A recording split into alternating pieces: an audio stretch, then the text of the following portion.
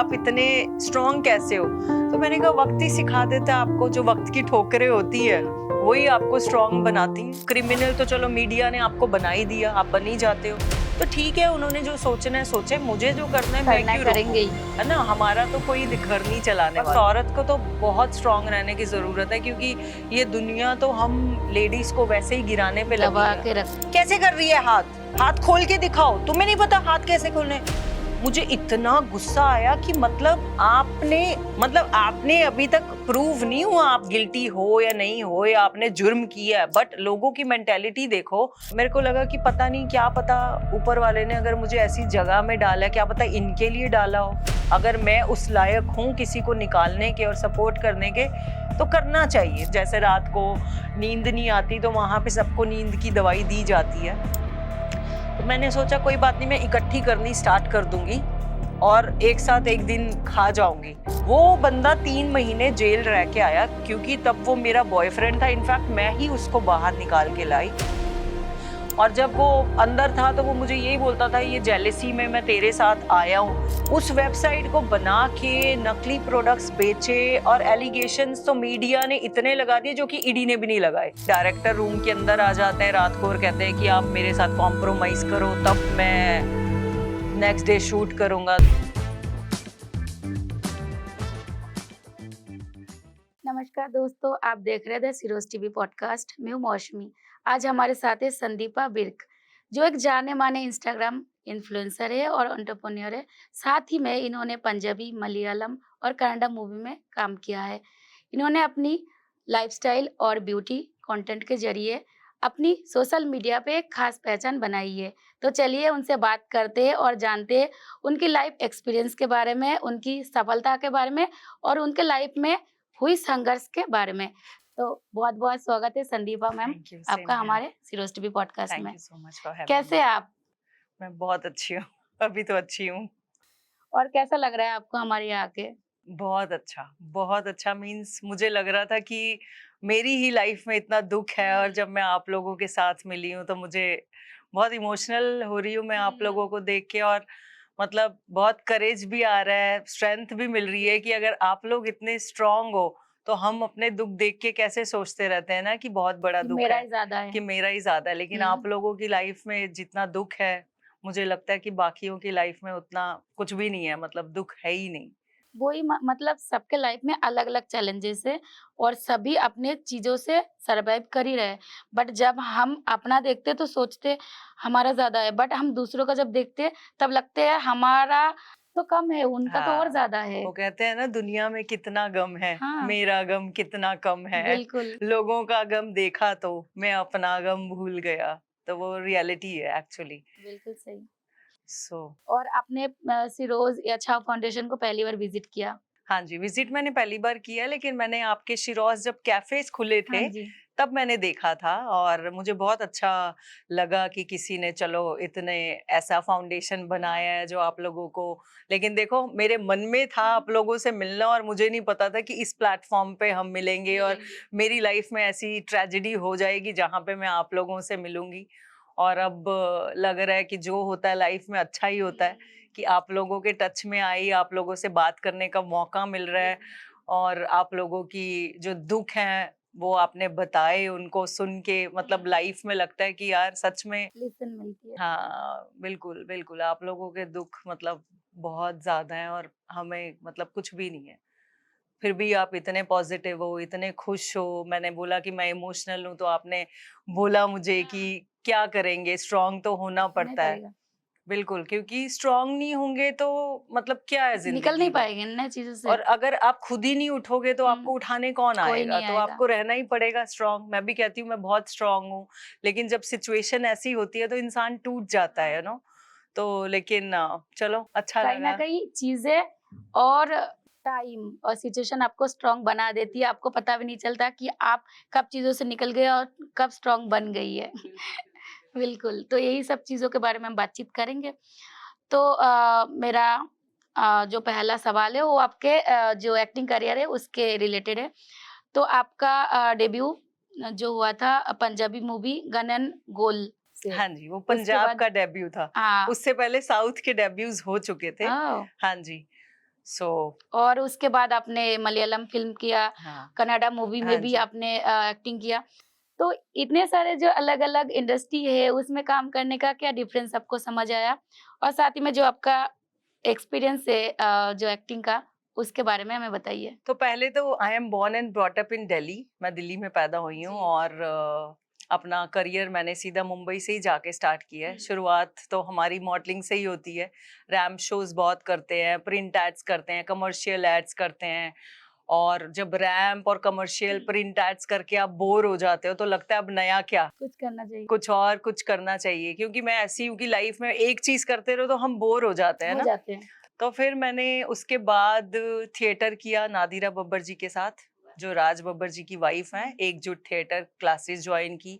बहुत सारे अलग-अलग गुरुओं से सीखी मैंने एक्टिंग और डांस क्लासेस जॉइन करते हैं हम लोग। मेहनत तो आपको पता ही है बहुत करनी होती है और अपने आप को मेंटेन करने के लिए आप खाना नहीं खाते और बहुत सारी चीज़ें फिज़िकली, सैक्रिफाइस मेंटली हाँ जी, पूरा। सैक्रिफाइस करते हैं।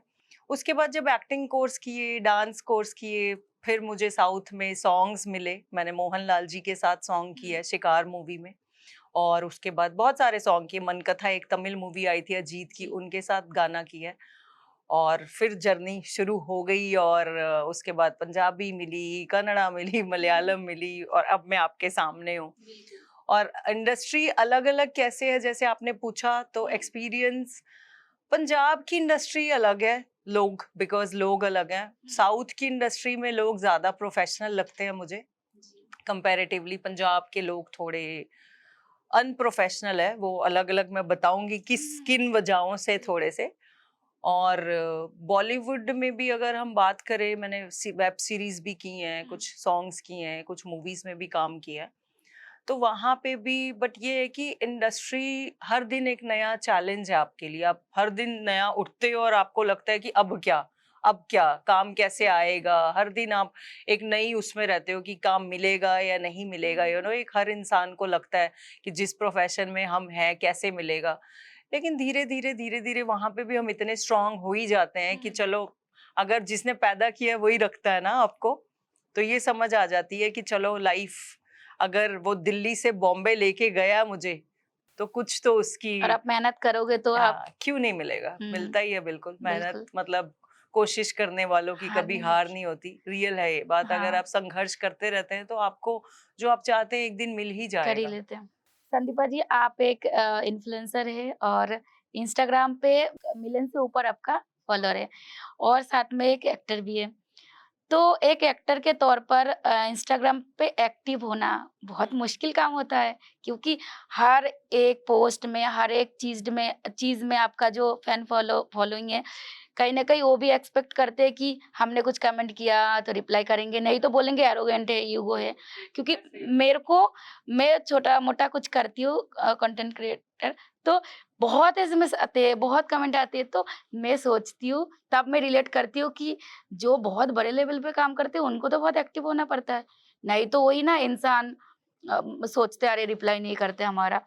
तो ये जो आप सोशल मीडिया पे एक्टिव रहते हैं, आपका जो जो एक्टिंग करियर है उसको बूस्ट करते हैं या कई बार चैलेंज भी उठाना पड़ता है मतलब? चैलेंज वहाँ पे भी हर दिन का ही है। अब मुझे भी कितने सारे लोग आते हैं जैसे मैंने कल अपने सोशल मीडिया पे डाला था क्वेश्चन आंसर्स करते हैं तो आप आस्क मी एनीथिंग तो लोगों ने काफी सारी चीजें पूछी उसमें क्वेश्चंस पूछे मैंने आंसर के जवाब दिए। अब कुछ लोग उसमें बोल रहे हैं कि इनबॉक्स में मैसेज करो मैम इनबॉक्स में मैसेज करो। अब आप हर किसी का इनबॉक्स में जाके हजारों मैसेजेस है वहां पे कैसे कैसे आप रिप्लाई करेंगे। फिर से वो नीचे लिख रहे थे कि मैडम आप यहाँ पे भेज रहे हो तो इनबॉक्स में करो तो मैं उनको कह रही थी ऐसा अलग क्या है जो आप यहाँ पे नहीं कर सकते और ओनली इनबॉक्स में करोगे। तो वही है ना जिनको हम जवाब दे देते उनको लगता है कि मैं बहुत अच्छी हूँ और जिनको हम जवाब नहीं देते तो उनको लगता है कि बहुत एरोगेंट है। तो अब देखो लोगों की सोच का तो हम कुछ नहीं कर सकते। वो कहते हैं ना अगर लोगों की बातों को हम दिल पे लेंगे तो लोग तो ऐसे हैं कि अमरूद खरीदने से पहले पूछते हैं कि मीठे हैं और बाद में उस पे नमक लगा के खा जाते हैं। तो लोगों की बातों का तो सोचना ही बेकार की बात है। लोगों का काम है कुछ ना कुछ कहते रहेंगे। लेकिन हाँ, मुझे लोगों ने, मैं एक चीज़ ऐड करना चाहूँगी, जो भी मेरी ट्रेजेडी हुई है उसके बाद जो मेरे पॉडकास्ट देखे हैं, बहुत लोगों ने मुझे सपोर्ट किया है, प्यार दिया है, मैसेजेस करते हैं और बोलते हैं कि मतलब दुःख में शामिल हुए हैं मेरे साथ लोग ऐसे। बिल्कुल। और कुछ लोग तो ऐसे थे जो अपने ही लोग होते हैं और जो आपका साथ नहीं देते इस टाइम पे, लेकिन बाहर वाले लोगों ने मेरा इतना साथ दिया और इतनी दुआएं, इतनी प्रेयर्स, कितने लोगों ने मुझे मैसेजेस किए हैं, कि मेल्स किए हैं, मैसेजेस किए हैं, आप हमेशा खुश रहो, वाहिगुरु जी आपको हमेशा खुश रखें। तो मतलब बहुत अच्छा लगता है कि ऐसी दुनिया भी है। दुनिया हमें लगता है ना बहुत बुरी है या हर कोई, ऐसा नहीं है। अच्छे लोगों की वजह से ये दुनिया चल रही है, नहीं तो चलती नहीं ना। अगर हर कोई बुरा होता तो कैसे चलती, आप बताओ। तो मतलब लोग अच्छे भी हैं और मैं उनका थैंक यू बोलना चाहती हूँ, जितना मुझे सपोर्ट और मोटिवेशन प्यार मिलती है करते जब हैं। ज़रूरत होता हाँ, है। और वो कहते हैं मुझे कि मैडम आप इतनी स्ट्रांग कैसे हो? तो कल ही एक क्वेश्चन ये आया था कि आप इतने स्ट्रांग कैसे हो? तो मैंने कहा वक्त ही सिखा देता है आपको, जो वक्त की ठोकरें होती है वही आपको स्ट्रांग बनाती हैं। एंड आप देखो कितने स्ट्रांग हो, मेरे कहीं न सामने कहीं उस बैठे हो। सिचुएशन पे ऑप्शन वही है, एकदम हार जाओ, नहीं तो एकदम स्ट्रॉन्ग बन जाओ। तो जो एकदम स्ट्रॉन्ग होते हैं, जिनमें इतना थोड़ा हिम्मत होते हैं, तो वो स्ट्रॉन्ग बन जाते हैं। उठ जाता है। नहीं तो कितने लोग ऐसे हैं, मुझे लगता है कि मैं इसलिए भी ये पॉडकास्ट कर रही हूँ, चलो मेरे साथ जो हुआ, कितने लोगों के साथ वो चीजें होती हैं, लेकिन ना क्या होता है, जो जैसे मैं जेल में जाके आई, अब कितने सारे वहां पे मैं लोगों से मिली हूँ, वहां पे लोग अंदर कितने इनोसेंट लोग हैं जिन्होंने कुछ नहीं किया, लेकिन वो उस शर्म में मर जाते हैं कि हम जेल चले गए और हमारे ऊपर दाग लग गया, जो कि मैं भी सोचती हूँ। बट अगर हम बोलेंगे नहीं, देखो हर बंदे के साथ अच्छा हो ये भी नहीं होता, हर बंदे के साथ बुरा हो ये भी नहीं होता। अब मैं जब इनोसेंट हूँ, मुझे पता है, और मीडिया ने मेरे बारे में जो भी बोला और इतना सब कुछ करके मैं वहां गई हूँ, और लेकिन मैं भी बहुत रोई हूँ, मैं भी बहुत टूटी हूँ। बट मैंने सोचा अगर दुनिया मेरे बारे में क्या सोच रही है, दुनिया तो राशन नहीं डाल रही, मेरा घर नहीं चला रही, या जब मैं अंदर थी तो दुनिया तो मुझे सपोर्ट नहीं करने आई, तो मैं क्यों सोचूं कि दुनिया मेरे बारे में क्या सोच रही है और सोसाइटी मेरे बारे में मुझे कैसे लेगी। अब क्रिमिनल तो चलो मीडिया ने आपको बना ही दिया, आप बन ही जाते हो, तो ठीक है, उन्होंने जो सोचना है सोचे, मुझे जो करना है मैं करना क्यों रोकूं? करेंगे ही। है ना, हमारा तो कोई घर नहीं चलाने और वाला कई ना। बार आप हिम्मत हार जाते हो, तो लोग और तोड़ते हैं। ज़्यादा तोड़ते हैं आपको। कई बिल्कुल, बार लोग बिल्कुल। एक्सेप्ट नहीं कर पाते, सुसाइड कर लेते। तो जो हाँ, सुसाइड कर रहे हैं इंसान, वही। वो भी एक क्राइम बिल्कुल, है ना? बिल्कुल। क्योंकि आप जी के तो दिखा, प्रूव करो ना, आप गलत नहीं हो, तो आप उनको उनके खिलाफ लड़ो। इसीलिए मैं सोचती हूँ, चलो अगर मैं आई हूँ आवाज उठाने, पता नहीं मुझे देख के कितने लोग आएंगे। और ऐसी लेडीज है ना जो घुट घुट के मर जाती हैं अंदर ही अंदर, कि हमारे साथ क्या हो गया, हम जेल में चले गए, अरे कुछ नहीं हुआ। मैं तो बोलूंगी बहुत बुरा बुरा लोगों के साथ होता है। देखो आपको खुद अपने लिए खड़े होना पड़ेगा, कोई आने नहीं वाला। वो कहते हैं ना, fall down 7 get up at 8, you have to, I mean कोई अदर चांस ही नहीं है, कोई ऑप्शन ही नहीं है हमारे पास। तो खड़े हो ना, क्यों नहीं होगे आप? और भगवान ने आपको पैदा किया है, तो उसने हमें कॉन्ट्रैक्ट करके थोड़ी भेजा था कि सब अच्छा अच्छा होगा। उसमें तो उसने थोड़ी हमें बोला था कि हर चीज अच्छी होगी। अच्छे हो जाए तो फिर वही लाइफ तो ही क्या फिर, है वो है ही क्या ना? अगर। और मैं चाहती, मैं मतलब मैंने जो फील किया है ना, मैं अंदर थी तो मैंने अपने ऐसे शेड्स देख ली, अगर वो चीज मेरे साथ नहीं होती मैं पहचान ही नहीं पाती। मैं अपनी स्ट्रेंथ, मेरे अंदर कितनी हिम्मत है, वो सब चीजें मुझे पता ही नहीं चल पाती। तो जब आप लो पे जाते हो तभी तो आपको पता चलता है कि आपके अंदर कितनी ताकत है।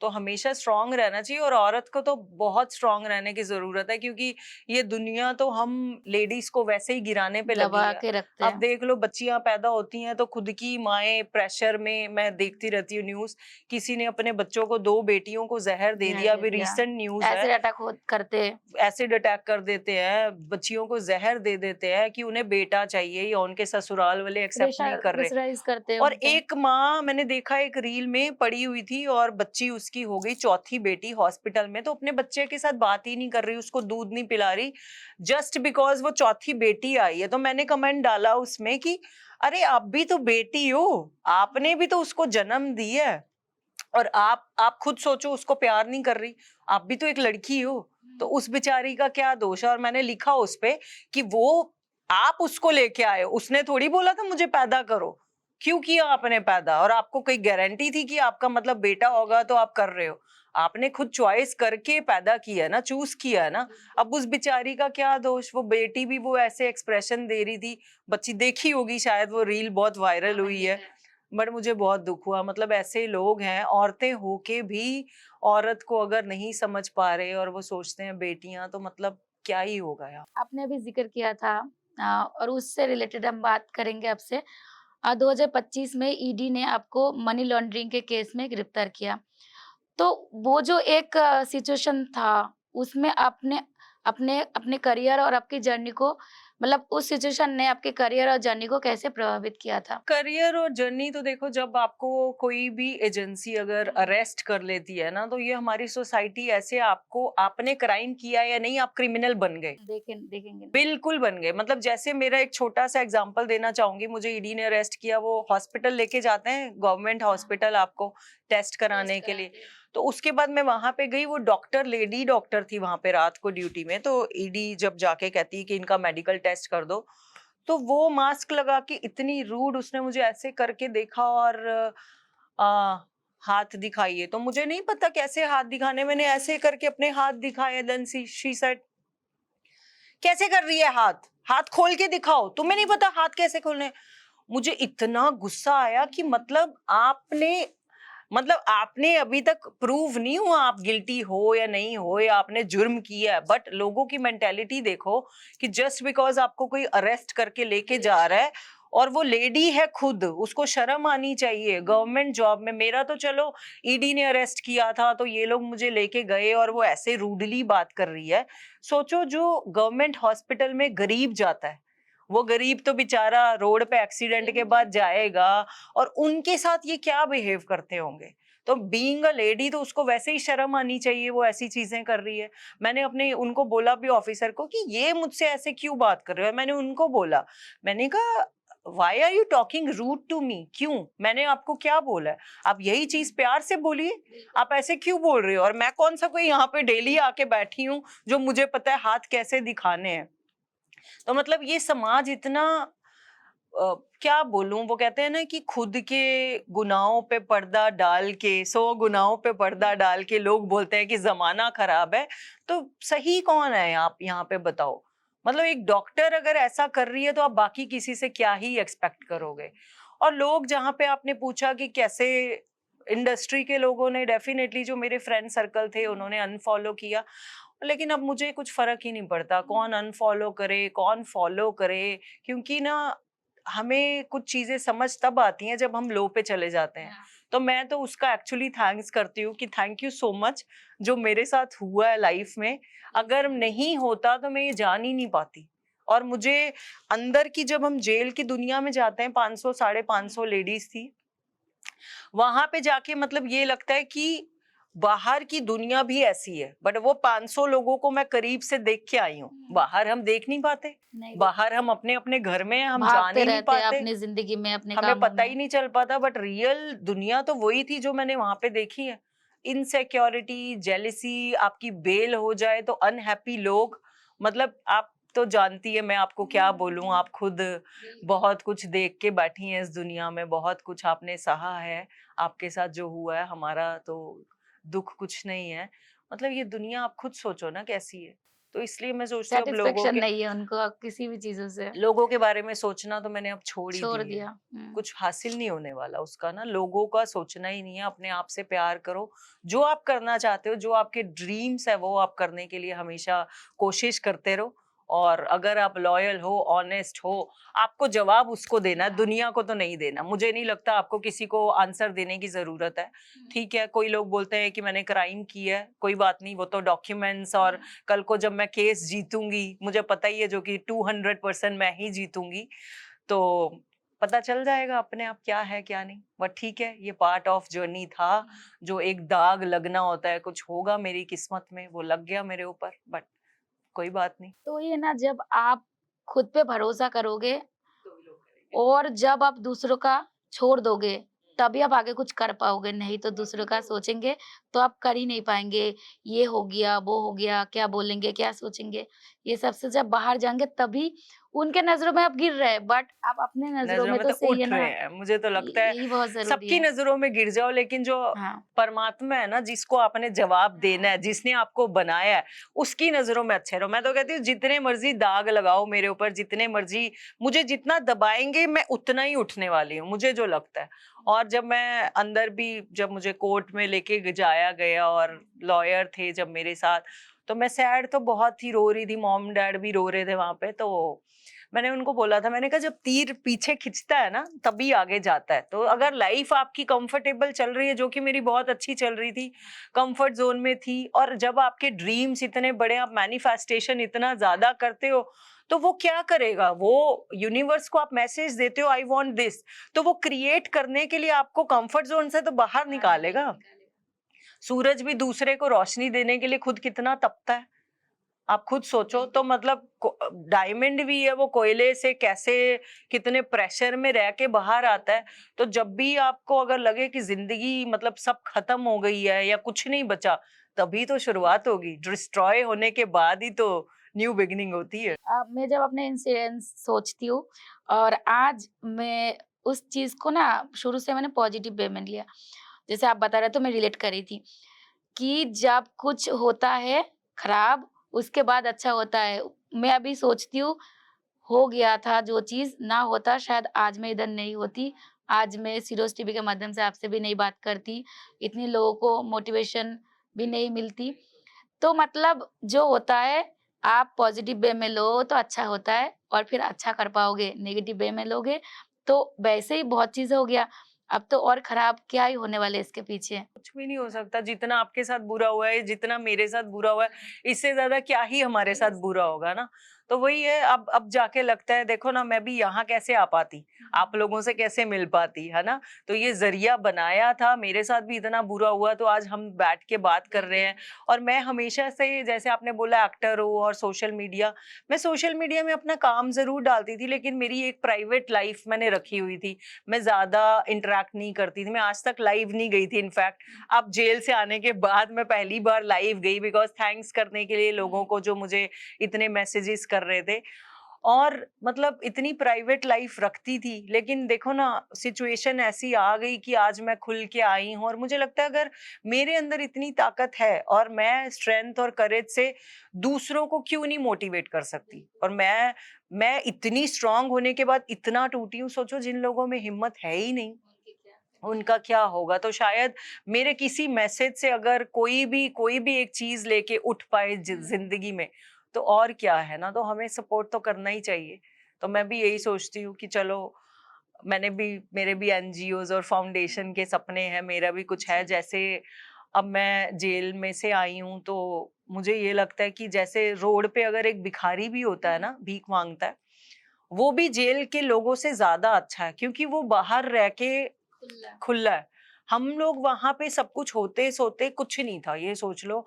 तो मुझे यही लगता था यार कि मतलब ऐसा क्या खाली था है कि पूरा दिमाग। कुछ नहीं था, सिर्फ नेगेटिविटी। आपकी जर्नी, सुबह आप उठ रहे हो और एक नेगेटिव चीजों से शुरू हो रही है, 6 बजे उठ जाते हो, 12 बजे आपको फिर से बंद कर दिया जाता है, फिर आपको दोपहर में 3 बजे खोला जाता है, और रात को 6 बजे फिर बंद कर सो दिया भी तो जाता नहीं है। पाते इंसान उधर। नींद कहाँ आएगी, आप बताओ। हेल्थ इतनी बिगड़ जाती है, इतना स्ट्रेस हो जाता है कि हमारा मतलब कुछ करने का मन ही नहीं करता। उधर तो जाके भगवान से भी विश्वास उठ जाता है, उठेगा ही ना क्या, जब आपके साथ क्या हो गया, मैंने ऐसे क्या कर क्या दिया कर था दिया, कि सोचो। ये मतलब होना था। तो मुझे लगता है कि अगर मैं कल को किसी को सपोर्ट, मैं जैसे अंदर थी तो 2 लड़कियों को वहां से बाहर निकाल के लाई हूँ, as a help, as a support. जिन्होंने फर्स्ट टाइम गई थी वो बंदियां, एक ने चोरी की थी और एक अपने हस्बैंड ने, किसी ने फंसा दिया था उसको अकाउंट में पैसे डाल के। तो वो बेचारियों का बेल करवाने वाला और कोई नहीं था, मतलब हाँ, बहुत इनोसेंट सपोर्ट नहीं थी। कर हाँ, रहे करते। और फर्स्ट टाइम गई थी, अगर रिपीटर होती तो शायद मैं हेल्प नहीं करती। हाँ, और मेरे को लगा कि पता नहीं, क्या पता ऊपर वाले ने अगर मुझे ऐसी जगह में डाला है, क्या पता इनके लिए डाला हो। अगर मैं उस लायक हूँ किसी को निकालने के और सपोर्ट करने के, तो करना चाहिए। तो मैंने वहां पे भी जाके, ये मैं बता नहीं रही कि मैं ऐसे बड़ी बात नहीं कर रही, मैंने ऐसा किया है।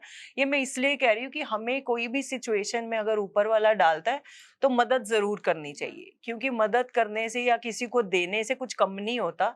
बढ़ता ही है, तो सपोर्ट करनी चाहिए। तो मुझे लगता है कि अगर मैं कल को किसी को सपोर्ट, मैं जैसे अंदर थी तो 2 लड़कियों को वहाँ से बाहर निकाल के लाई हूँ as a help, as a support, जिन्होंने फर्स्ट टाइम गई थी वो बंदियाँ, एक ने चोरी की थी और एक अपने हस्बैंड ने, किसी ने फँसा दिया था उसको अकाउंट में पैसे डाल के।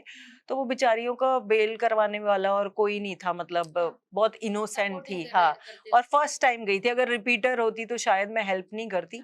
और मेरे को लगा कि पता नहीं, क्या पता ऊपर वाले ने अगर मुझे ऐसी जगह में डाला है, क्या पता इनके लिए डाला हो। अगर मैं उस लायक हूँ किसी को निकालने के और सपोर्ट करने के, तो करना चाहिए। तो मैंने वहाँ पे भी जाके, ये मैं बता नहीं रही कि मैं ऐसे बड़ी बात नहीं कर रही, मैंने ऐसा किया है। ये मैं इसलिए कह रही हूँ कि हमें कोई भी सिचुएशन में अगर ऊपर वाला डालता है, तो मदद ज़रूर करनी चाहिए। क्योंकि मदद करने से या किसी को देने से कुछ कम नहीं होता, बढ़ता ही है, तो सपोर्ट करनी चाहिए। संदीपा जी, अभी आप बात कर रहे थे कि जेल में क्या संघर्ष आपने किया, देखा, क्या लाइफ है। तो तिहाड़ जेल में आपने 4.5 महीने, आपसे मैंने बोला था 4 महीने, बट आपने बोला साढ़े 4 साढ़े 4, मतलब एक-एक दिन क्या, एक-एक सेकंड आपके लिए, सबके लिए, जो लोग हैं उधर, उनके लिए भारी है। तो 4.5 महीने रहने के बाद आपने बोला कि आपने हर दिन मौत की दुआ माँगी। मतलब कितना एक्सट्रीम लेवल में इंसान जाने के बाद ऐसी चीज़ बोलते हैं। तो वो समय आपके लिए इतना मुश्किल क्यों रहा? और जब आप थे उस टाइम पीरियड में, तो आपके फैमिली, आपके फ्रेंड और आपके जो इंडस्ट्री, आप जो एक इंडस्ट्री में थे, उसमें क्या सपोर्ट मिला आपको? देखो, जहाँ तक कि साढ़े 4 महीना, जैसे मैंने आपको बोला, आपने 4 महीना बोला, वो साढ़े 4 महीना इसलिए बोलती हूँ कि एक्चुअली सच में वहाँ पे तो मतलब एक-एक सेकंड में गिन रही थी कि कब होगा, कब होगा। शुक्र ये है कि टाइम निकल गया बहुत तेज़ी से। हो गए साढ़े 4 महीने, लेकिन मैं ये सोचती थी थैंक गॉड कि वक़्त जल्दी से भाग रहा है। मतलब 15 दिन, 20 दिन, महीने कब हो गए और 4 महीने कब हो गए। देखो, स्ट्रगल तो वहाँ पे हर दिन और हर हर पल में स्ट्रगल था वहाँ पे। और रही बात इंडस्ट्री की, उनसे मैं बाहर वालों से कुछ एक्सपेक्ट नहीं करती, क्योंकि मेरे लिए जो मेरे चुनिंदा दोस्त, मेरे बहुत ज़्यादा फ्रेंड सर्कल नहीं है, कुछ 4-5 लोग हैं जो मेरे दोस्त हैं, जो मेरे साथ उस वक़्त पे भी खड़े रहे। मेरे माँ-बाप, मेरे बहन-भाई और मेरी बहन, जो माँ-बाप तो देखो बूढ़े हैं और वो आते थे मुझसे मिलने, तो मैं खुद ही रोने लग जाती थी और मैं कहती थी कि आप मत आना, उनको और क्योंकि तकलीफ होती है। मुझे नहीं देखना आपको, कि मैं एक ऐसी जगह से आपको देख रही हूँ और मुझे दुख ही हो रहा है, क्योंकि अब आपको जब पता ही है कि आपने कुछ नहीं किया और आप किसी फॉल्स केस में आ गई हैं जेल के अंदर, और फिर माँ-बाप आपको आके देखते हैं, वो भी, मैं रोती हूँ तो वो भी रोते हैं, तो मुझे अच्छा नहीं लगता था। तो मेरी सिस्टर ही आती थी सब जगह पे, जेल में भी मिलने आती थी और कोर्ट में भी जाती थी मेरे मेरे लिए हमेशा। उसने बहुत मेहनत की है, उसने बहुत सपोर्ट किया है। तो बाहर वालों का तो फिर से वही, मैंने कुछ सोचा ही नहीं क्या है। हेल्प तो मैंने जैसे आपको बता दी है, मेरे हैं, बहुत खुशकिस्मत हूँ मैं, जबकि मैं अंदर जब चली गई थी तो मुझे यही लग रहा था, हे भगवान, मैं ही इतनी स्ट्रांग हूँ और मैं ही इतने लोगों को सपोर्ट करती हूँ, अब मुझे बचाने कौन आएगा? क्योंकि मेरे घर वाले इतने एक्टिव नहीं है जैसे मैं हूँ, जैसे मैं इतनी स्मार्ट हूँ, क्योंकि मैं शुरू से ये बॉम्बे में रहती हूँ, बाहर रहती हूँ, तो एक बंदा और काम करने निकलता है घर से बाहर तो वो स्मार्ट बन जाता है और एक्टिव हो जाता है। तो मुझे पता था मेरी बहन की जैसे बेटी है, उसको स्कूल भेजना, उसका खुद का डिवोर्स केस चल रहा है, वो उसमें भी कोर्ट में जाएगी, अब ऑफिस भी जाएगी, क्या-क्या करेगी, जी, मतलब वो। तो बेचारी ने बहुत हेल्प की है मेरी। वो कहते हैं ना, भगवान एंजल्स भेज जी। देता है आपकी लाइफ में, तो मेरी बहन है वो रियल में एंजल। जबकि हम दोनों बहनों की कभी नहीं बनी, मतलब हम लोग हमेशा लड़ाई झगड़ा ही, आपको पता है जब बहन भाई यही होते हैं प्यार तो है। बनती नहीं है, लेकिन उस टाइम पे आके खड़ी हुई तो मेरे लिए तो भगवान का रूप बन गई ना वो। यही अपने होते हैं।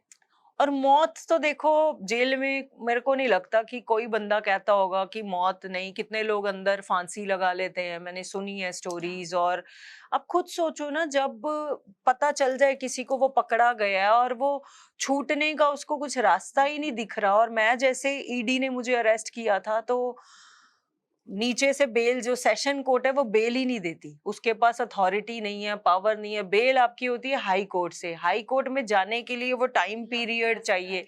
अब जब ईडी ने चार्जशीट जमा करते हैं ये लोग 60 दिन में। उसके बाद सेशन में जब बेल लग रही थी, किस्मत देखो तब दिवाली के टाइम थे, जज ने बेल रिजेक्ट करने के लिए 1 महीना लगा दिया।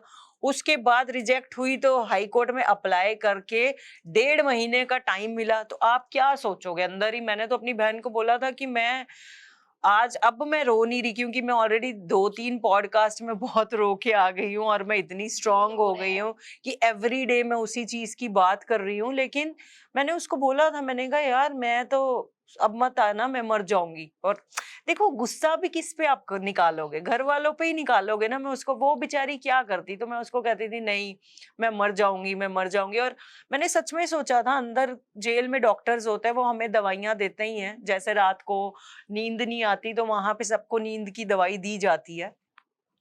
तो मैंने सोचा कोई बात नहीं, मैं इकट्ठी करनी स्टार्ट कर दूंगी और एक साथ एक दिन खा जाऊंगी। जिसके बारे में मीडिया ने भी डाला कि मौत की दुआ मांगती थी। तो मैं वो सोचती हूँ वो कितने इनसेंसिटिव लोग हैं मीडिया वाले। पॉडकास्ट के बाद आप ये लिख रहे हो कि मैं मौत की दुआ मांगती थी और मैं मरना चाहती थी। आपने जो मेरी लाइफ स्पॉइल करी, आप खुद ही, आपको पता है उन्होंने मौत क्या तक पहुंच गया बातें। क्या न्यूज़ डाली है उन्होंने। आप बात करेंगे अभी उसके बारे में।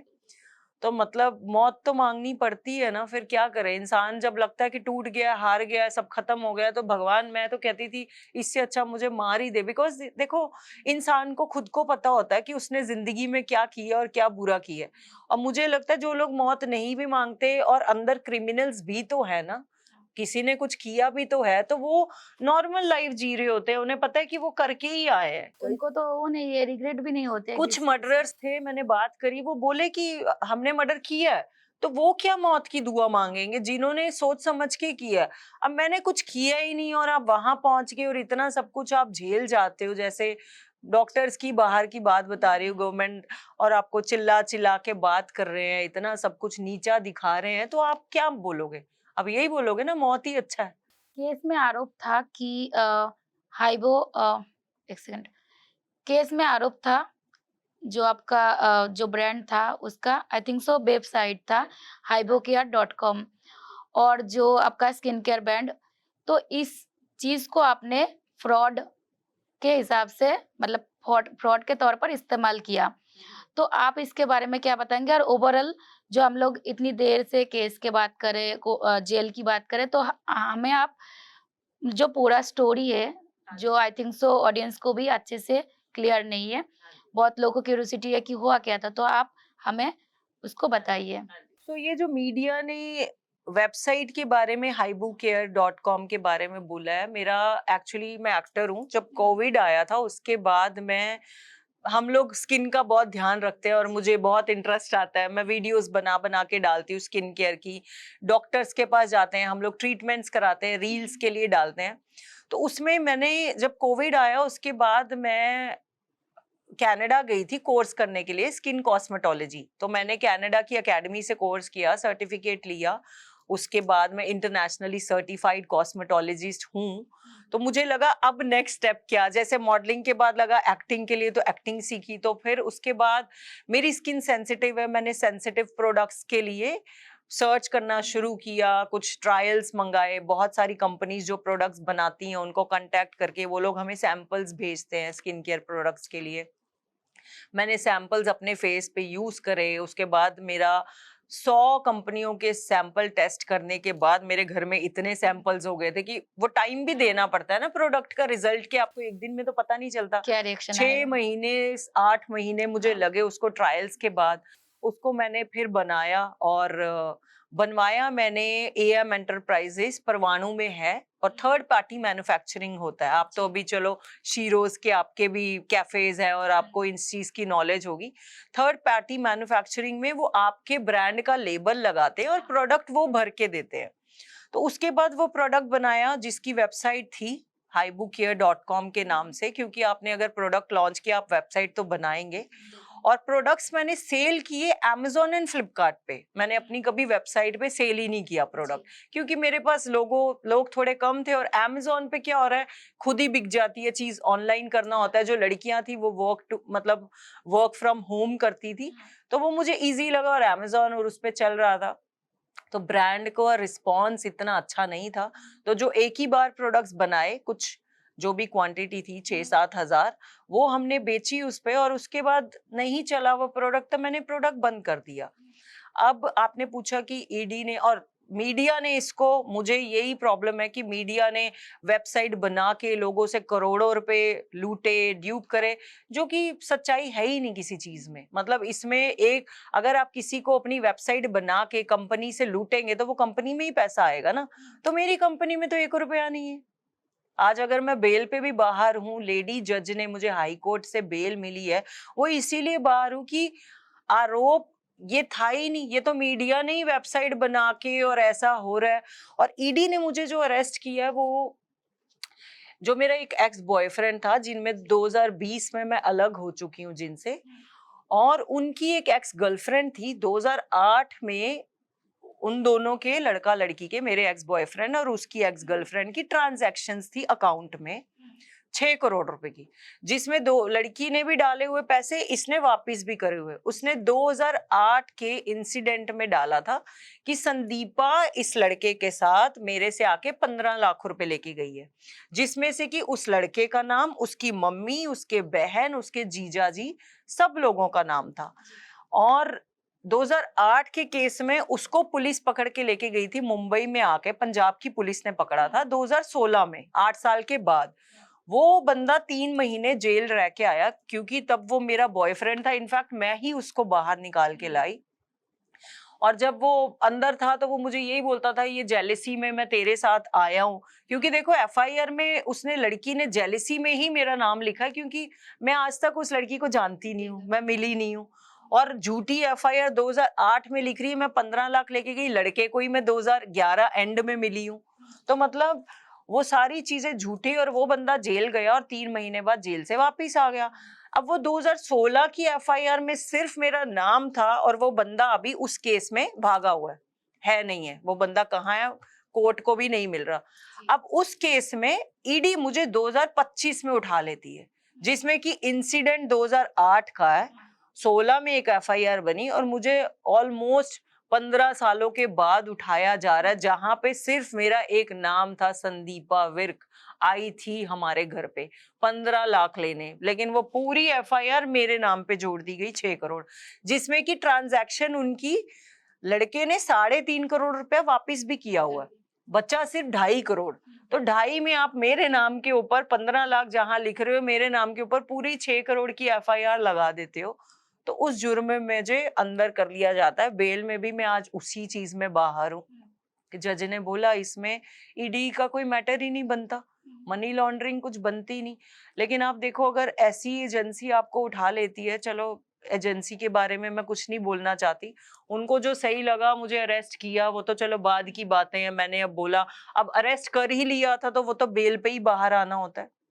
केस अभी चल रहा है हमारा। कहीं न कहीं शुरू से ही हमारे दिमाग में ये है कि मीडिया जो है बहुत ताकतवर है और आप मतलब जैसे हम लोगों के साथ क्या होता है, एसिड अटैक होता है, तो हम लोग को इन्फॉर्मेशन मीडिया से मिलती है।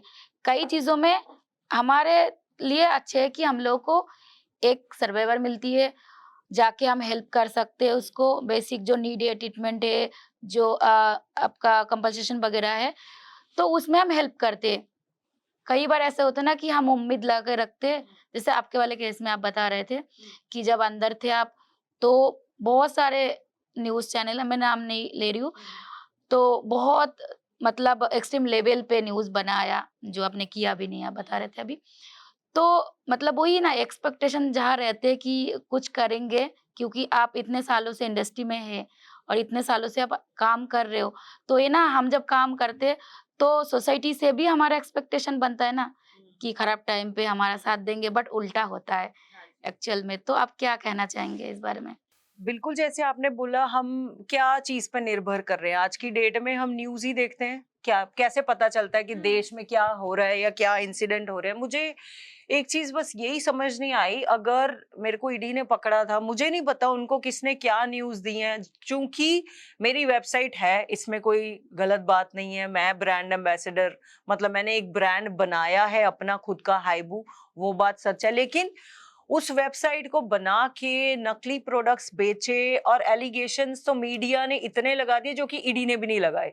तो मेरा पॉइंट ये है कि जब आप किसी के बारे में लिखते हो इतनी सारी चीजें या कोई न्यूज़ दिखाते हो, तो आप उसके बारे में सोर्स तो चेक करते होगे, किसने आपको क्या इंफॉर्मेशन दी, क्या फैक्ट्स है, क्या फैक्ट्स नहीं है, या सिर्फ आप झूठ का झूठ लिखते जाते हो कि वेबसाइट बनाई, नकली प्रोडक्ट्स बेचे, लोगों को ड्यूप किया।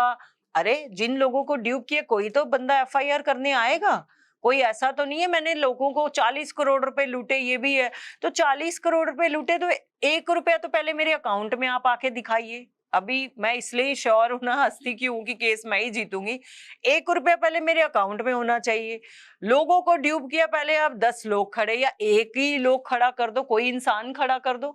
कोई है ही नहीं अगर आपके पास कुछ भी, तो आप इतना कुछ, इतनी घटिया चीजें। चलो मैं अंदर थी, जेल में थी, मेरे माँ बाप से पूछी जा सकती थी कुछ चीजें, आके क्लियर करते कि आपकी बेटी का ऐसा ऐसा बोला जा रहा है, हमें इंफॉर्मेशन मिली है, क्या ये बात सच है, तब तो कोई बात होती। जब आपने किसी से पूछा ही नहीं और इतनी सारी चीजें आप छापते चले जा रहे हैं जस्ट फॉर योर फेक घटिया टीआरपीस के लिए और व्यूअर्स के लिए, सब्सक्राइबर्स के लिए, पैसों के लिए, तो आप मतलब किसी की जिंदगी खराब कर देते हो। तो न्यूज़ सोचो, जो हमारे देश में हम कैसे पता चलता है क्या चीज हो रही है, न्यूज़ के जरिए। लेकिन आप इतना गंदा दिखा रहे हो, मेरा तो पूरा विश्वास ही उड़ गया। मैं तो, जैसे आपने बोला कि नोएडा में कुछ हो रहा है, राइट, अभी तो मैंने बोला कि मुझे नहीं पता, बिकॉज न्यूज देखनी मैंने बंद कर दी। मुझे ये समझ आ गया है कि न्यूज जो रियल मुद्दा है वो नहीं दिखा रही, मुद्दे से हट के चीजें हो रही हैं और कुछ अलग ही चल रहा है न्यूज में। तो क्या ही देखूं मैं, मतलब न्यूज चैनल ने तो। और जब मैंने वो पॉडकास्ट किया उसके बाद कहते संदीपा उसमें जेल में डेथ मांग रही थी, नेक्स्ट डे ही छप गया, इंडियन एक्सप्रेस ने भी छापा, एनडीटीवी ने भी छापा। अरे तब आपने क्यों नहीं सोचा, जब मेरे बारे में इतनी झूठी चीजें आपने लिख दी, मैं भी किसी की बेटी हूँ, मेरे भी माँ बाप हैं, मुझे भी सोसाइटी को जवाब देना है, या सोसाइटी मुझे कैसे देखेगी, तब आपने मेरे बारे में क्यों नहीं सोचा? तब आपने मेरी लाइफ स्पॉइल कर दी। तब क्यों नहीं सोचा कि मैं तब भी मर सकती हूँ? और अब आप कह रहे हो कि जेल में मौत मांगती थी। शर्म आनी चाहिए इन लोगों को ऐसी बातें करते हुए भी। बहुत सारे मुद्दे हैं, आप उन लोगों पे काम कीजिए, उनको दिखाइए। मैं तो सोशल मीडिया में जो चीजें देख रही हूँ वो तो न्यूज चैनल्स पे आती ही नहीं है। बीच में मैं एक अभी न्यूज देख रही थी, एक भाई ने सोशल मीडिया पे डाला था रील बना के कि मेरी बहन का रेप करके, और उसको जिंदा किसी की लाश चल रही थी, कोई ऑलरेडी मरा हुआ था, उस डेड बॉडी के ऊपर मेरी बहन को फेंक के जला दिया गया। सोचो, आपने ये न्यूज़ देखी है टीवी में? बनारस की केस था, टीवी पे आई मैंने थी? देखा था। टीवी पे नहीं थी ना? तो अब बताओ आप, कुछ थोड़ा कास्ट सिस्टम का था उसमें एक, वो शायद, बनारस की एक हाँ, केस है ना? था। तो वो मुझे, मैं तो कास्ट पे बात नहीं करती, मेरे लिए तो हर इंसान एक ही जाति का है, वो उसने ही पैदा किया है, हम सबका जरिया सेम है पैदा होने का, खून एक है, हर चीज एक है, आंख नाक कान दोनों सब हम सेम है। तो कास्ट के बारे में नहीं, लेकिन उसमें था, उसने बोला हमारी कास्ट ये है तो हमारे साथ ये हो गया। आप सोचो ये चीजें मीडिया क्यों नहीं दिखा रही? आप खुद सोचिए। तो मीडिया मतलब जिसने कुछ नहीं किया उसकी लाइफ स्पॉइल कर दी just because ED, actor, influencer बड़ी चीजें दिखाना चाहते थे। बिल्कुल सही। कई बार बहुत जो रियल में हो रही है, वो चीज़ हमें सोशल मीडिया के थ्रू पता चलता है और जबकि उस पे एक्शन लेना बहुत ज़रूरत है। वही तो, और उस पे कोई एक्शन नहीं ले रहा। अब देखिए ना हमारे देश में बाकी कितनी चीजें चल ही रही हैं, क्या क्या हो ही रहा है। अब क्या करेंगे उस चीजों का? मीडिया तो चलो फेक टीआरपी, और actor, influencer with 1.2 million followers, मैं तो ये कहती हूँ देन आप लोगों की कोई औकात ही नहीं है। मतलब आप लोग मेरे बारे में, मेरी फेम आप ले रहे हो कि चूंकि मैंने एक्टिंग किया है, चूंकि मैंने इंस्टाग्राम में फॉलोअर्स हैं, क्योंकि मैंने ब्रांड बनाया है, आप तो मेरे नाम का ही फिर खा रहे हो। मेहनत करके किया है ये सब चीजें, और उसमें एक चीज भी कुछ गलत हो तो आप मुझे बोलिए या मुझे पूछिए या आरोप भी लगाइए। आप तो सीधा क्रिमिनल आपने ही मुझे बना दिया। अभी तो ईडी का चलो केस चल रहा है, मैं बेल पे बाहर हूँ, बाद में पता चलेगा क्या होता है। आपने तो पहले दिन से मुझे क्रिमिनल बना दिया। नकली प्रोडक्ट्स बेचे, ड्यूप किया, लोन लिया, लोगों के साथ धोखाधड़ी करी, तो मतलब आपने तो प्रूफ कर दिया मैं क्रिमिनल हूँ।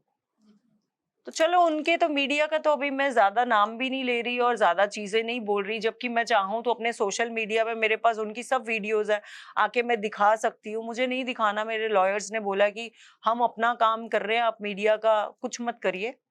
उन्होंने देखो जो करना था वो तो उन्होंने कर दिया, बट हमें भी तो करना है ना कुछ, तो उसकी चीजों के लिए मैं अपने रील्स बना के अभी डाल नहीं रही। लेकिन मुझे उनके लिए तो सबसे ज्यादा गुस्सा, और मैं किसी न्यूज चैनल पे अभी ट्रस्ट नहीं करती। मुझे ये पता चल गया है ये झूठी चीजें ही दिखाते हैं मोस्टली, इनकी रियलिटी कुछ और है। और जो बंदे देखो क्रिमिनल्स है वो पैसे दे के इनको अपना केस दबाने के लिए पैसे देते हैं कि हमारी न्यूज ना चलाओ। तो मीडिया तो ऐसे काम कर रहा है, तो इन लोगों के बारे में क्या ही करेंगे जिनके अंदर फीलिंग्स नहीं है, इमोशंस नहीं है।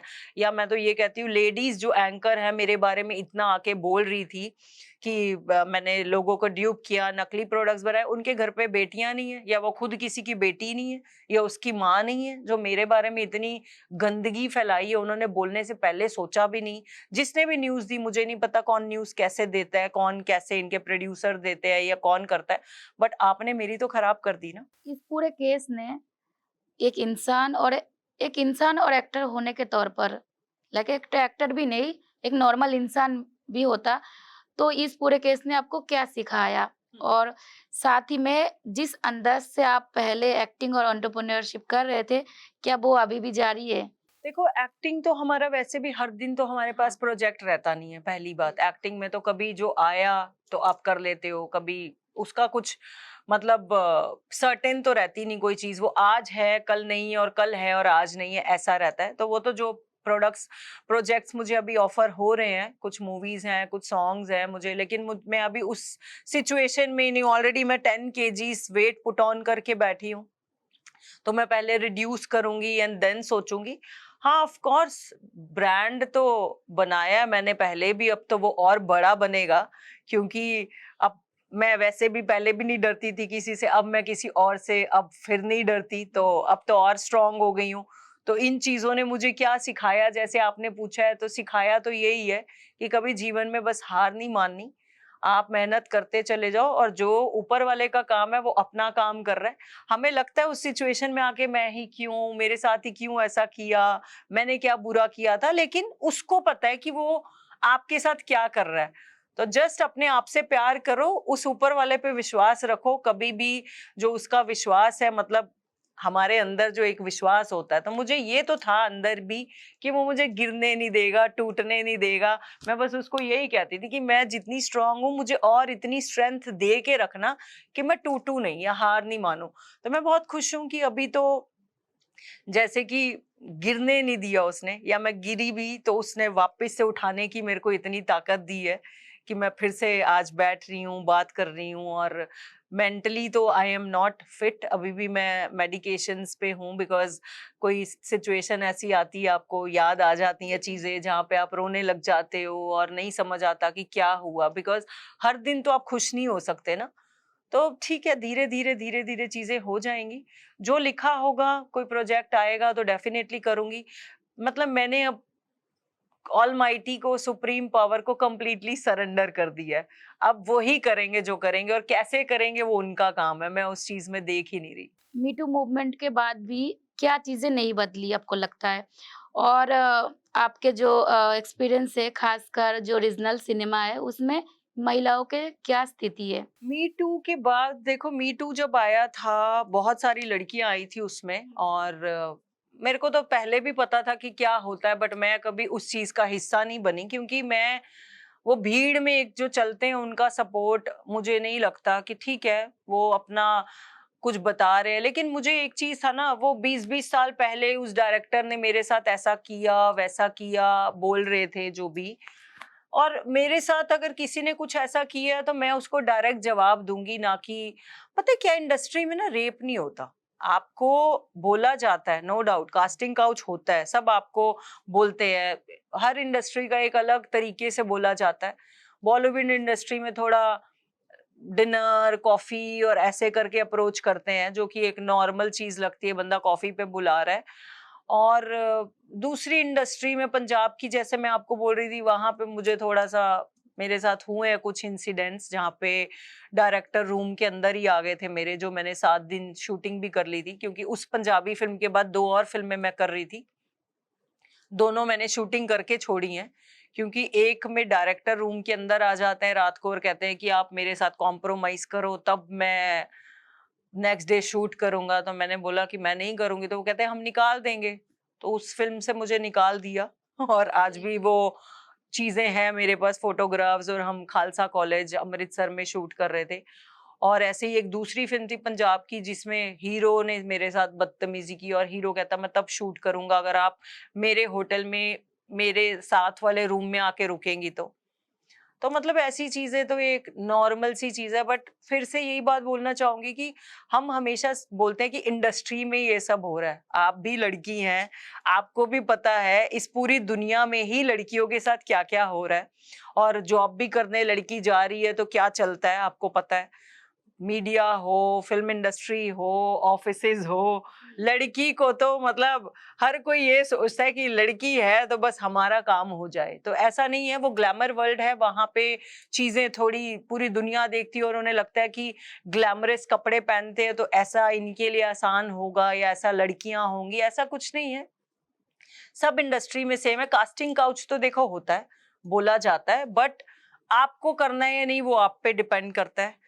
और मैं तो इस चीज के बहुत खिलाफ हूँ, क्योंकि मुझे लगता है कि अगर आप एक एक्टर हो या कोई भी प्रोफेशन में हो, आप उस काम को देखो ना कि उस चीजों को क्यों देख रहे हो। जस्ट बिकॉज हम लड़की हैं तो आप हमसे कुछ भी डिमांड करोगे, और क्यों करोगे आप हमसे इस चीजों ऑब्जेक्ट की के तरह यूज थोड़ी ना हाँ करेंगे। मतलब क्यों, आप हमारी भी तो कुछ फीलिंग्स है, या आपको सिर्फ आपने देख लिया एक ब्यूटीफुल लड़की है, ब्यूटीफुल ना भी हो, हर लड़की अपने आप में सुंदर है, लेकिन आप मतलब हर लड़की के साथ तो कैसे ही कर सकते हो। तो कास्टिंग काउच होता है बट रेप नहीं होता, और हर इंडस्ट्री में ये चीज होती है, लड़कियों के साथ सब जगह ही ऐसा है यार। हम वही ना, हम बोलते हैं 21वीं सदी में हमें बहुत चीजें बदले हैं, बट आप एकदम ग्राउंड लेवल पे जाएंगे ना तो बहुत आप चीज नहीं सोच, होती है। मुझे तो मालूम ही है, सोशल मीडिया पे आपने एक और रील देखी होगी जहां पे वो बच्ची ऐसे क्रॉस कर रही है, वो बंदा ऐसे बैठा है और उसके हाँ बूब्स टच करता है, हाँ, देखा आपने? 11 साल की वो बच्ची थी, बाइक वाला। और बाइक एक वाला भी अभी देखा। प्रेग्नेंट लेडी जा रही थी रोड पे, उसके किसी ने ऐसे मतलब ब्रेस्ट पे हाथ लगा के चला गया। मैंने देखा है, can you imagine, pregnant lady. Camera में दिखाया गया हाँ, उसको। और ये तो बंदा ऐसे करके बैठे थे, वो ऐसे होता है निकलने का, पीछे से निकल के 2 बच्चियां जा रही थी, छोटी निकल गई, जब वो बड़ी निकलने लगी तो वो अंकल ऐसे बैठे थे, उसने उसके यहाँ पे हाथ लगा लिया। मतलब आप ये सोचो, 11-11 12-12 इनके साल घर की, में भी तो होंगे बेटी, पता नहीं बहन, इनके घर में माँ। है या नहीं, यही मुझे समझ नहीं आता। मतलब दरिंदगी की इतनी हद पार कर चुके हैं ना लोग, इनके घर में तो मुझे लगता है कोई है ही नहीं, या तो ये बिना ही माँ के पैदा हो गए, या इनकी बहनें नहीं है, या इन्होंने अपनी माँ का दूध नहीं पिया। मुझे तो यही लगता है, जो दूसरों के साथ ऐसी चीजें कर रहे हैं। अब 1-2 लोगों की वजह से पूरे मर्द समाज पे ट्रस्ट उठ वही जाती तो बात है ना, है ना? वही तो बात है ना, वही। वही चीज है। अब देख लो आप, तो मर्द जाति खुद ही खराब हो ही जाती है, तो औरत को भी तो फिर ऐसे दबाया ही जाता है ना। बोलते हैं इक्वल, आप बता दो इक्वल कहाँ पे है। जरा सी अगर लड़की उठने लग जाती है तो उसको दबाना शुरू कर देते हैं। मेरे जैसी बोल्ड और लड़की तो वैसे भी किसी को पसंद नहीं आती, क्योंकि मैं अपनी बात बहुत बोल्डली रखती हूँ। अब जैसे मैं खुलेआम आके बोल रही हूँ, कोई लोग बोलते हैं अरे मत बोलो, जाके अपनी स्टोरी मत बताओ। क्यों नहीं बताऊं, मैंने कौन सा कोई पाप की है? और जो मर्डर भी कर रहे हैं, जो रेप भी कर रहे हैं, वो भी तो देखो ना, रेपिस्ट क्या कर रहे हैं। अब कितने लोग, मिनिस्टर लोग रेप कर रहे हैं, वो बेल पे बाहर छूटे हुए हैं। वो क्या है, आप उनको देखो ना, वो क्या कर रहे हैं, वो उनको शर्म, रेपिस्ट को जो रेप कर रहे हैं उसको शर्म नहीं आ रही, और समाज वो लड़की जिसके साथ रेप हो रहा है उसको ऐसी नजरों से देखता है, ये इसका बलात्कार हो गया। तुम्हें शर्म आनी चाहिए यार, जो कर रहे हैं उसको वैसे देखो ना। उसको तो तुमने मिनिस्टर बनाया हुआ है या वोटिंग डाल रहे हो क्योंकि वो बड़े लोग हैं, और उनके लिए तो आप मतलब कुछ बोलते ही नहीं हो कि कोई बात नहीं, नेता है तो मतलब सोचो लोग कहाँ जा रहे हैं, सोच कहाँ पे जा उसी रहे को हैं। बोला जाता है कि आप घर पे रहो, बाहर मत निकलो, दुनिया क्या लड़की बेचारी बोलेंगे, को, हाँ कपड़े पहनो। बदनामी लड़कों को होगा। आप क्यों नहीं सिखा रहे? लड़के को क्यों नहीं सिखाते, बेटा तू ही 7 बजे घर पे आ जा, कि कल को किसी दूसरे की बंदी बच्ची बाहर भी है तो वो एटलीस्ट उसके साथ कुछ गलत ना हो। एक मैंने और वीडियो देखा, बहुत अच्छा था, कल परसों ही देखा। एक लड़की वो करती है, 2 सरदार आते हैं और वो लड़की ज़मीन पे बैठी होती है ऐसे फुटपाथ पे, कहती सरदार जी को, कहती भैया मुझे पीरियड्स आ रहे हैं, मेरे कपड़े गंदे हो गए हैं, आप मेरे लिए पैड ले आएँगे जाके? बहुत अच्छा लगा मुझे वो। और वो सरदार 2 लड़के थे, वो कहते हैं हाँ जी, उसने बताया यहाँ से केमिस्ट है, आप लेके आ जाओ। जबकि लड़की वो एक्सपेरिमेंट कर रही एक्सपेरिमेंट कर थी रही थी। और वो लड़के पैड लेके आए, तो लड़की को कहते हैं ये लो पैड, तो वो लड़की ने फिर बोला कि अब मैं कैसे जाऊँ, मेरे तो कपड़े गंदे, बेचारे ने अपनी जैकेट उतार के दी। 17 या 18 साल का लड़का था, मतलब देखो ऐसे लड़के भी हैं लाइफ में और वैसे भी हैं जो रेप कर रहे हैं। तो मतलब परवरिश की बात आ गई ना यहाँ पे कि मतलब वो मुझे इतने अच्छे लगे दोनों, तो उन्होंने कहा फिर नहीं हम तो ये ऐसे-ऐसे एक्सपेरिमेंट कर रहे थे कि आपने, तो वो बोला लड़का कि नहीं ऐसे सबको सबकी हेल्प करनी चाहिए। मतलब अच्छी दुनिया भी है यहाँ पे, अच्छे लोग भी हैं। तो कितनी अच्छी चीज़ें लगती हैं, ऐसे तो मैं बहुत सोशल मीडिया पे और उसको शेयर करती हूँ कि ऐसी स्टोरीज़ भी तो जानी चाहिए। मुझे तो लगती है कि खराब लोग भी है बट ज़्यादातर अच्छे लोग हैं तभी तो हम इधर बैठे, तभी तो दुनिया चल रहा है। बिल्कुल। लास्ट क्वेश्चन है वैसे तो बहुत सारे चीज़ें रहते हैं अच्छा रहती है? बट चलो ठीक है, पूछो। अगर फ़िल्म इंडस्ट्री में आप कुछ बदल सकते मतलब आपके हाथ में पावर होता तो आप क्या बदलना चाहेंगी? लड़कियों के लिए स्पेशली। मैं तो अभी अगर ऊपर वाले ने चाहा, मैं जो चाहती हूँ, मैं खुद प्रोड्यूसर बनूँगी अभी और मूवीज़ बनाऊँगी, जिसमें पहले तो मैं जो बेचारे लोग अपना घर छोड़ के आए होते हैं, हर बंदा वहाँ पे तो वैसे लाखों दुनिया जा रही है, अब सबको चांस नहीं दे सकते। बट आप आज सोशल मीडिया पे इतनी सारी चीज़ें आप कर सकते हो, शॉर्ट मूवीज़ बना के आप यूट्यूब चैनल पे भी अगर डालते हो, तो मैं तो न्यू कमर जो रियल टैलेंट है, जो कोई अप्रोच के बिना आएगा या जिसका कोई ज़रूरी नहीं है, हम लोग क्या करते हैं ना, कोई प्रोजेक्ट बनाते देखते हैं, इस सेलिब्रिटी को लेंगे तो हमारा प्रोडक्ट कितना चलेगा, इसको लेंगे, जैसे वो वहाँ पे स्टार किड्स को लेते हैं, कोई बात नहीं, स्टार किड्स को भी मैं गलत नहीं बोल रही, क्योंकि एक उनके माँ-बाप ने अगर इतनी मेहनत की है तो फल तो बच्चों को ही मिलेगा, that's a good thing. But industry में बदलना ये चाहूँगी कि एक तो जो ये कॉम्प्रोमाइज़ का सिस्टम बोलते हैं कि काम मिलेगा, दूसरा वहाँ पे क्या है ना, अभी ग्रुप्स बन गए हैं, groups in the sense casting वाले डायरेक्टर हायर करते हैं वो लोग और कास्टिंग उसको दे दी जाती है और कास्टिंग डायरेक्टर्स भी तो अपने फेवरेट लोगों को ही काम दे रहे हैं। मैंने इतने कास्टिंग लोगों को अपनी काम करने के बाद अपनी फोटोज भेजी हैं, पर्सनली मिल के आई हूँ, ऑडिशंस भी दिए हैं। इवन मेरे सामने मेरे कई बड़े प्रोड्यूसर लोग फ्रेंड्स हैं, जैसे आजकल वेबसाइट बनती है, वो मेरे सामने उनको फ़ोन करते हैं, मैं आपको संदीपा भेज रहा हूँ, संदीपा का ऑडिशन ले लीजिए। वो उस प्रोड्यूसर को 10 ऑप्शन देते चले जाते हैं कि सर ये देख लो, ये देख लो, ये देख लो, लेकिन वो संदीपा का स्क्रीन टेस्ट नहीं लेंगे।